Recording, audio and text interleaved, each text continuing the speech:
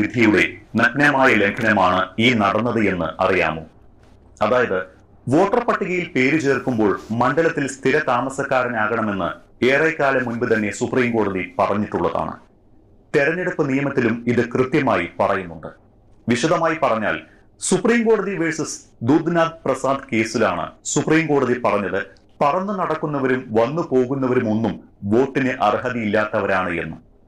തെരഞ്ഞെടുപ്പ് കമ്മീഷനും മൻമോഹൻ സിംഗും തമ്മിൽ 1999 നടന്ന കേസിൽ ഗുവാഹത്തി ഹൈക്കോടതി ഇക്കാര്യത്തിൽ വ്യക്തത വരുത്തുകയും ചെയ്തിട്ടുണ്ട്.